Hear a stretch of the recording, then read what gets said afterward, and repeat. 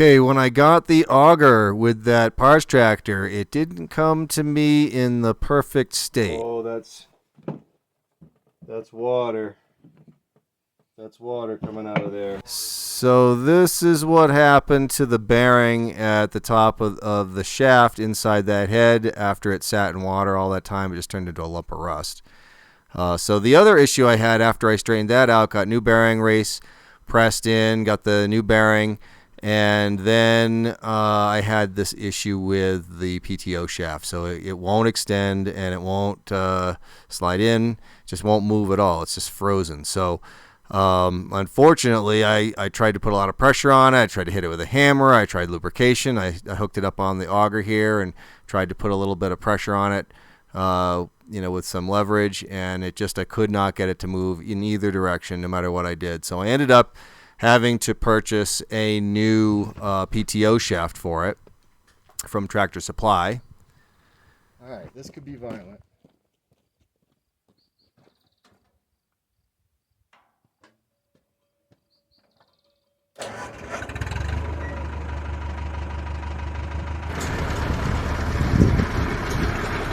Well, it's spinning.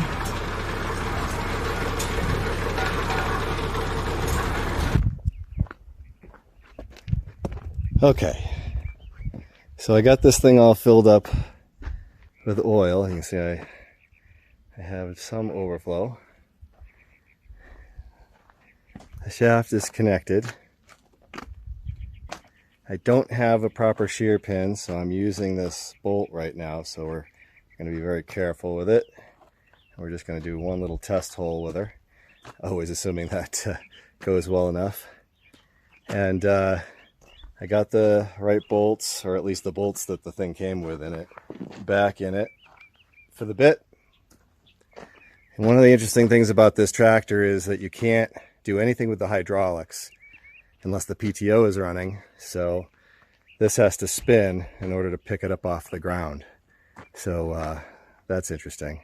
So I'm going to go put this in a spot where I think that it'll be easy to drill a hole, and then we're going to try it. So the first hole didn't go all that well because I didn't realize I was missing a piece on the end of the bit. So I had to go and order another part from Tractor Supply, and I ended up getting the part that goes on the end right there. You can see where it just has the open hole there. So you can see on the end of the bit here, there's the actual part it's supposed to have. So I went ahead and started to drill a hole, and I ended up running into quite a lot of rocks. It does seem to pull them out, but it does get a little violent. So I tried a couple of different spots to see if I could get a little bit of depth going with it, but I didn't get too far into the ground with it. It does seem to work, but I kept hitting a bunch of rocks, and I stopped at about a 1.5 feet when I got into the rocks.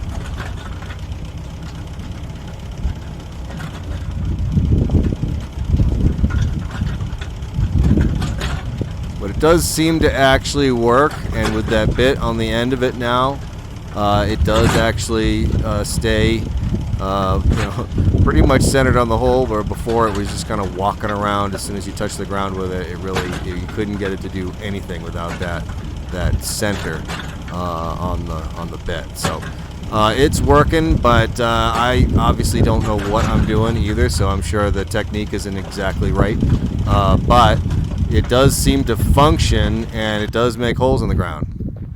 All right, well, that's the first one, and it's not that deep, maybe a foot, maybe a little bit more. This one's deeper than it looks because all that stuff on the bottom is all soft stuff that fell back in the hole. But